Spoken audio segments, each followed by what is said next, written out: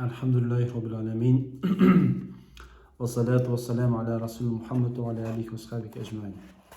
Бүгін қозғайтын мәселе өте маңызды деп ойлаймын. Енді мүмкін кейбіреулер естіген шығарсыздар, кейбіреулер естімеген шығарсыздар.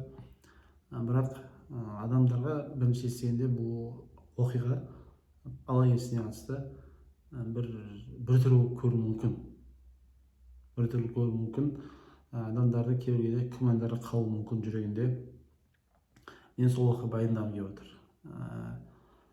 Осы оқиғаны жаңа сіздер естіген кезде бір белгілі бір шок болмау үшін алла есіне қатысты нәрсе соны айқындап кеткіміз келіп отыр. Және осы жердегі бір хикметті маңыздыларды түсіндіру мақсатында айтып отырмын. Бұл оқиға Зейнеп бинт Жахш пен пайғамбарымыз саллаллаху алейхи вассалам арасында болған оқиға. Тіпті Айша анамыздан келетін сөз бар.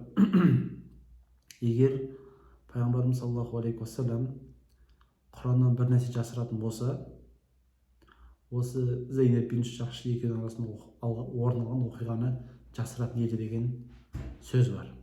Егер алла елшісі Құраннан бір нәрсе жасыратын болса. Бұл не нәрсе? Оқиға толық түсінікті болу үшін біз бірнеше қадам артқа жылжайық. Баршамызға белгілі пайғамбарымыз саллаллаху алейхи вассаламның асырап алған баласы болады. Оның аты Зейд ибн Харис деп аталады. Зейд ибн Харис. Тарихшылардың айтуы бойынша Зейд ибн Харисті негізінде азат адам болады. Кейіннен ол әкесінен айырылып құлдыққа түседі. Осы Зейдтің пайғамбарымыз саллаллаху алейхи вассаламға қалай асыранды бала болуына қатысты тарихшылардың айтуы бойынша пайғамбарымыз саллаллаху алейхи вассалам алғашқы әйелі Хадиша анамыздың көкесі, ол кісі құл алып құл сататын кісі еді. Сөйтіп бір күні ол кісінің қолына Зейд тиеді. Кейіннен Зейдті қарындасы алла елшісінің әйелі Хадишаға анамызға береді. Хадиша анамыз бұны кейіннен пайғамбарымыз саллаллаху алейхи вассаламның қызметіне кімді Зейд ибн Харисті береді. Зейд ибн Харис пен пайғамбардың арасында байланыс өте жақсы болады, өте жоғары деңгейде болады. Кейіннен тіпті Зейд ибн Харистің әкесі тауып келген кезде Меккеге алла елшісіне келіп, алла елшісі сол кезде пайғамбарлық міндет жүктеген жоқ. Сол кезде алла елшісіне әлгі Зейдтің шынайы әкесі келіп баласын қайтарып беру сұрайды. Сол кезде пайғамбарымыз саллаллаху алейхи вассалам Зейдке ықтияр береді, таңдау еркіндігін береді, кімге барасың деп. Сол кезде Зейд өзінің еркіндігімен пайғамбарымыз саллаллаху алейхи вассаламмен бірге болатындығын айтады. Кейіннен осы оқиғадан кейін елдің бәрі пайғамбарымыз саллаллаху алейхи вассаламды Зейд ибн Харис емес, Зейд ибн Мұхаммед айтатын болады. Мұхаммедтің баласы Зейд. Осылайша халықтың арасында кең тарап кетеді. Оған қатысты хадистер өте көп, сахих кітаптарда келген. Біз мысалы үшін Абдуллаһ басқа жететін хадистер бар, Анас ибн Малик жеткен хадистерде айтылады. Біз Зейдті тек Зейд ибн Мұхаммед, Мұхаммедтің баласы Зейд деп танитын едік, сөйтіп айтатын едік дейді. Өстіп жүрген кезде Алла тағала Құранда Ахзаб сүресінің алғашқы аяттарында былай айтады. Уд'уухум ли абаихим дейді. Оларды әкелерінің атымен атаңдар дейді. Бұл жерде түсінікті айта кетейік. Арабтарда егер бір баланы асырап алатын болса, онда оған соны тегін беру міндет болады. Яғни арабтарда қалыптасқан әдет, мысалы үшін бір бала бар, асырап алды. Оның әкесі кім екені белгілі. Сөйтіп әлі тұрады да, әкесінің атымен емес, асырап алған адам өз тегін өз атын береді. Осындай нәрсе тарап кетеді арабтарда. Кейіннен пайғамбарымыз саллаллаху алейхи вассалам осы нәрсе орын ала бастады, яғни Зейдті Мұхаммедтің баласы деп. Кейін Алла тағала оны ескертіп Құранда аят түсіреді. Жаңағы Ахзаб сүресінің алғашқы аяттарында уд'уухум ли абаихим, оларды әкелеріне теліңдер, әкелерінің аттарын атаңдар деп Алла субхана тағала бізде бұйырады. Осы жерде енді біз содан айтпақшы екі жақтың арасында айтып кететін пайда. Біздің қоғамда да осындай ұғымдар бар. Қазіргі кезде біздің кейбір адамдардың нелері бар. Мысалы үшін енді біздің ауылда Ақшиде, өзім туған жерім, өсіп тұрамыз, әке-шешеміз сол жерден де ұғым бар. Мысалы үшін бір кісінің әйелі мысалы үшін бедеу болып қалды, мысалы үшін өмірде болып жатады, бала туа алмайды, немесе еркектің бойында бір кемшілік бала туа алмайды, бірақ ерлі зайып тұрып жатыр. Сөйтіп мысалы үшін інісінің немесе ағасының 5-6 баласы болатын болса, жаңағы ауылда қазақшылық бар, сөйтіп әлгі нені баланы жаңағы баласы жоқ бауырына береді, бір баласын. Енді ондай бәр жерде бар шығар. Сөйтіп береді, одан кейін жаңағы асырап алған баланы, енді бауырдың баласы тұрады да жаңа адам өз атын атайды. Мысалы үшін әкесінің аты шынайы әкесінің жандос болатын болса, әлгі асырап алған бауырыны оның аты мысалы үшін Біржан тұрады да, ол Біржанның баласы деген сөзбен тарайды. Олайша айту негізі шариғатта қайшы нәрсе. Немесе тағы бір ұғым бар, мысалы үшін қоғамда кездесетін кейбіреулер, мысалы үшін енді өмір ғой, бір әйел бір кісі тұрмысқа шығады, сөйтіп арасында баласы болады. Енді жаңағы бала жаңағы күйеуі қайтыс болып кетуі мүмкін, немесе ажырасып кетуі мүмкін. Сөйтіп жаңағы бала мен әйелі қалады, тұрады да кейін басқа біреу тағы тұрмысқа шығады.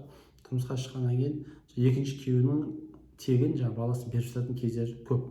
Тіпті мысалы үшін мынау бала енді бізде руға бөлінеді. Мысалы үшін мына бала айтайық ұлы жүз баласы болса шапарға шықты, мысалы үшін бірінші күйеуі өсіп жаңағы несі екінші күйеуі мысалы үшін адай болсын, сөйтіп тұрады да екінші күйеуінің тегі адай болған себептен бұл сенің де тегің адай деген сөз айтады. Бірақ негізінде ол адайдың баласы емес, шапырашты талған бала еді. Енді біз тек қана енді ауыл жері одан осындай мысалдар көз көрген естерінен бөлісіп жатырмыз.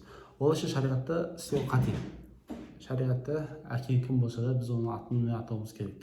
Әкеңіз мейлі жер бетінен соңғы оңбаған адам болсын, сіздерді кішкентай тастап кеткен болсын, ішіп кеткен болсын, yani қандай себеп бар, миллион себеп бар. Біз енді қоғамнан алыс адам емеспіз, ол нәрсені көріп біліп жүрміз. Сол себепті осындай жағдай болатын болса, ондай кезде әкесі кім болса да атын атауымыз керек. Бұл шариғаттың үкімі. Алла тағала жаңағы пайғамбарымыз саллаллаху алейхи вассаламға осындай істеген үшін сөккен болатын. Оларды әкелерінің аттарын аттанып, бұл сөк деген артық шығар.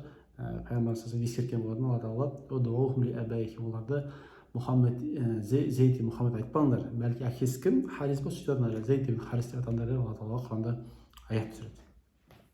Кейін уақыт өте келе жаңағы арабтарда қалыптасқан менталитет, егер сен бір баланы асырап алсаң, ол сенің балаң сияқты, яғни сен туған балаң сияқты қарайтын болған.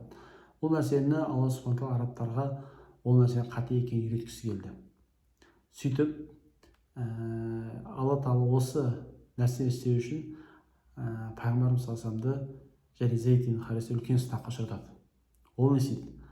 Пайғамбарымыз саллаллаху алейхи вассалам Зейд ибн Харисті өзінің әпкесінің баласы, әпкесінің қызы Зейдқа Зейнеп бинти Жахшты үйлендіреді. Яғни пайғамбарымыздың асыраған баласы Зейд ибн Харис бар, және шарапатты Құрайш руынан шыққан пайғамбарымыз саллаллаху алейхи вассаламның әпкесінің қызы Зейнеп бинти Жахш екеуінің арасында жарастырады. Бұл үйлену яғни өте қиын болады. Өте қиын болады. Яғни қалай деген кезде Зейд құл, ал кім болса Зейнеп бинти Жахш шарапатты, яғни сондай отбасының қызы. Екеуі отбасы тұрған кезде қиналады. Кәдімгідей қиналады. Қиналған соншалық осы бұйрық Алла тарапынан аятта түседі, үйлену керек екеніне қатысты. Пайғамбарымыз айтады, Зейнеп бұл ұсынысты қабылдамайды. Зейдқа ол ауыр тиеді. Сөйтеді, Алла тағала Құранда аят түсіреді. Аятта Алла тағала айтады: "Ма кана лил муъмин вал муъминати иза қада Аллаху ва расулуху ан якунна лахум хияр мин амрихим." Егер мұсылман ер және мұсылман әйелдерге Алла тағала тарапынан бір үкім келетін болса, бір бұйрық келетін болса, ол жерде оларға таңдау жоқтың аят түскен кезде, жаңа кім Зейнеп анамыз, Зейнеп бинти Жахш және соған бауыры Абдулла екеуі де бұл Аллахтың бұйрығы, пайғамбарымыз саллаллаху алейхи вассаламның бұйрығы, бойсынамыз деп әлгі Зейдқа тұрмысқа шығады. Бірақ екеуінің арасындағы өмір енді өте қиын болады. Егер жалпы өздеріңіз іздеп зерттеп қарасаңыздар, өте қиын өмір сүреді. Мына жақта жаңағы кедей және құл, шарапатты отбасы шыққан әйел. Екеуінің арасында қиыншылық көп болады, келіспеушілік көп болады. сол себепті тіпті бізде мынау некеге қатысты ұғым да бар. Кафа деген ұғым бар. Кафа дегеніміз ер баланың әлгі қызға қатысты дәрежесінің тең болуы. Бізде жаңа имам Абу Ханифа бөледі: дін жағынан, нәсіл жағынан, кәсіп жағынан сондай теңдіктер болу керек деп. Өйткені егер арасы теңдік болмайтын болса, яғни жігіттің статусы қыздан төмен болатын болса, онда ол отбасының болу қиын, қысқасы. Мен бұл тақырыптарды зерттеген, және менің бұл Нұр-Марак университетінде оқығанда бакалаврда сол жерде менің бұл дипломдық жұмысым болған. Яғни осы мәселені ұзақ зерттеген, және кейіннен өзім сол 4-ші курс бітіретін кезде, үйленетін кезде осы Зейнеп бин Жахш пен Зейд ибн Харистың арасында оқиға маған өте үлкен өмірде сабақ берген оқиғалардың бірі. Және оны көп жерде айтып жүремін. Яғни өзім ол жерден өте көптеген хикметтер алғам. Енді біздің мақсат олармен айту емес, бірақ ой тастау. Үстеген нәрсе қиын болады. Сөйтіп Зейд кімге бара береді? Пайғамбарымызға барады. Аллахтың арамыз қиын болып отыр. Ажырасып Құдайдан бізге сұрашы, екеуміз бөлінейік, бөлек тұрайық деп.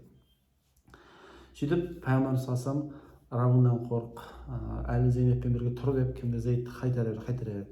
Кейін Алла Тағала Құранда әлгі Зейдтің мақсат еткені орындалғанын айтады. Яғни Алла Тағала тараптан Құранда бұйрық түсіреді: Зейнеппен Зейд арасы ажырастырылады. Сөйтіп Алла Тағала тікелей пайғамбарымыз саллаллаху алейхи вассалам бұйырады, әлгі өзінің асырап алған ұлы Зейд ибн Харистың әйелі Зейнеп бин Жахшты соны үйленсін деп Алла Тағала Құранда аят түсіреді. Енді елестетіп көріңіз, сіздің қандай күйде боласыз? Асырап алған, яғни балаңыздың әйеліне сізге Раббыңыз тарапынан үйлен деген бұйрық беретін болса, бұл жағдай пайғамбарымыз саллаллаху алейхи вассалам өте ауыр тиеді. Мысалы, елестетіп көрсеңіздер, мүлдем сұмдық бұл жағдай. Және пайғамбарымыз осылай айтылған кезде Алла елшісі қатты қиналады. Сол себепті Алла Тағала Құранда әлгі Ахзаб сүресінің аяттар түсіреді: ей Мұхаммед, сен Аллахтың саған білдірген жасырасың ба? Сен адамдардың сөздерінен қорқасың, Аллахтан қорықпайсың ба деген сынды Құранда Ахзаб сүресінің осындай аяттар түседі. Пайғамбарымыз саллаллаху алейхи вассалам осы мәселеге қатысты. Мен осы жерде айтқым келетін жайт, кейбір кітаптарда, тәпсір кітаптарында, арабша оқып жүрген кісілер болса, мүмкін қазақшаға аударылған шығар, білмеймін. Бірақ осы оқиғада айтын деген нәрсе, кейбір адамдар Алла елшісіне осы жерде бір орынсыз сөз айтатындар бар. Әлгі Құранда келетін тухи фи нафсика ма Аллаху юбдик, яғни сен жүрегіңде жасырасың бір нәрсені, Алла Тағала айқын қылған деген нәрсені кейбір Исраиль деп аталады, яғни бізге кіріп кеткен сенімді емес сөздердің бірі оқиға кетіреді. Бір күні пайғамбарымыз саллаллаху алейхи вассалам кетіп бара жатқан кезде, Зейд үйіне бара жатқан кезде Зейнеп анамыз көрді дейді. Сөйтіп Зейнеп анамыз кір жайып жатады дейді. Сөйтіп Зейнеп анамыздың әдемілігін көріп, пайғамбарымыз саллаллаху алейхи вассалам Зейнеп анамыз ғашық болып қалды дейді. Ғашық болып, кейіннен өзінің асырап алған баласы Зейдті ажырастырып, сол Зейнепке үйленіп алды деген сөз айтады. Мүмкін осы сөз тарап жүрген шығар. Мүмкін біреу тарату да мүмкін болашақта, Аллах біледі. Бірақ арабша кітаптар осы кетіреді. Және оған да ғалымдар жауап берген. Ол нәрсе мүмкін емес пайғамбар саллаллаху алейхи вассаламнан орын алуы. Неге дейтін болса, ғалымдар жауап береді. Кез келген ер адамға мысалы тұрмысқа шыққан қыздан гөрі бойдақ қыз алған, яғни тұрмысқа шыққан қыз алу ол сүйкімдірек. Оның бәрі еркек адам табиғатта нәрсе, оны бәрі біледі. Соны пайғамбарымыз егер Зейнеп анамды жақсы көретін болса, ұнатқан болса, оны Зейдқа беріп неге бар еді? Өзі алатын еді ғой дейді.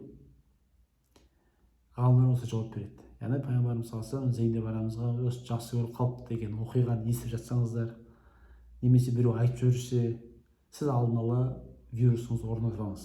Ол нәрсе өтірік нәрсе. Оны бізде тәпсір саласында исраилият деп атады. Мұсылмандардан емес, дін дұшпандарынан кірген сөз дейді. Енді осы жердегі Зейнеп бин Жахш пен пайғамбарымыз саллаллаху алейхи уассалам үйлену хикмет не деген сұрақ туатын болса, ғалымдар айтқан хикмет жаңағы арабтардың миларын орнып қалған стереотип, яғни асырап алған балаң сенің өзің туған балаң сияқты болады деген ойды қайтарғысы келген. Өйткені асырап алған бала сенің туған балаң емес. Біздер білесіз, шариғатымызда егер сенің туған балаң болса, соның туған баланың әйеліне үйлену саған түбегейлі харам, яғни өмір бақи үйлене алмайсың. Шариғатта білесіз, бізде өмір бақи үйленуге болмайтын адамдардың категориясы бар. Соның бірі, егер ұлы бір қызға үйленетін болса, кейін ажырасатын болса, әкесі оған үйлене алмайды түбегейлі. Бұл бізде шариғаттың қойған қағидалардың бірі, ереженің бірі. Осылай қағида бар. Егер ол туған бала болатын болса, Алла субхана тағала жаңағы Зейнеп бин Жахш пен Зейд ибн Харистің арасында оқиғалармен келтіруді арқылы арабтарға үйретіп жатыр. Асырап алған балаң сенің туған балаң сияқты бола алмайды. Қанша жақсы көрсе де, яғни жаңағы пайғамбарымыз саллаллаху алейхи вассаламның Зейнеп бин Жахшпен арасындағы үйлену хикметі осы дейді ағайын. Бұны сіздер біліп жүруіңіз керек. Кейбір адамдар Алла ерсін қадір қасиетін төмендету мақсатында осы оқиғаны айтып, соны келемеждеп таратып жүргендер бар. Сіздер иншалла осы нәрсені алдынан білгендеріңіз абзалырақ болады. Енді бұл оқиға Зейд ибн Харисқа да өте ауыр тиеді. Жаңағы егер ситуацияны сезіне алсаңыздар, өздеріңіз біз айтқан өте ауыр оқиға. Сөйтіп Алла тағала Құранда бір Зейдқа бір жұбаныш ретінде, Алла тағала тарапынан бір қолдау ретінде аятта Ахзаб сүресінде Алла тағала Зейдтің атын ашық айтады Құранда. Елестетіп көріңіздерші, Құранда мысалы пайғамбарымыздың аты 4 рет айтылған дейді. Құранда ешқандай сахабаның аты ашық айтылмаған. Ешқандай сахабаның. Тіпті Құранда өте көп жерлерде белгілі Абу Бакр Сыдық жайлы айтылған аяттар бар. Мысалы Ләйлә сүресіне қатысты тәфсіршілер айтады. Бірақ Абу Бакр деген ашық ат жоқ қой. Бірақ Құранда ашық Зейдтің аты бар. Өйткені Зейдтің жағдайы өте ауыр жағдай. Алла тағала соны жұбаныш ретінде мүмкін Құранда Ахзаб сүресінде аят келтіреді. Зейд өзінің көздеген мақсат жеткен кезде, яғни Зейдпен ажырасқан кезде, Алла тағала пайғамбарымызға былай айтады: ей Мұхаммед, біз сені Зейнепке үйлендірдік. Үйлендірудің хикметі асырап алған бала сенің туған балаң сияқты болмайтындығын Алла субхана тағала бізбен сіздерге үйретті. Сол себепті бұл оқиғаны білу маңызды деп ойлаймын. Сол себепті осыны ерекше айтып өтуді жөн көрдік. Алла субхана тағала осы айтылған бірнеше шариғи үкімдерді айтып өттік, тарихи үкімдерді айтып өттік. Алла елшісінің қасынан жалаларды айтып өттік. Иншалла баршамызға пайдалы болады деп ойдамыз. Ахир дауана инальхамдулиллахи роббил аламин.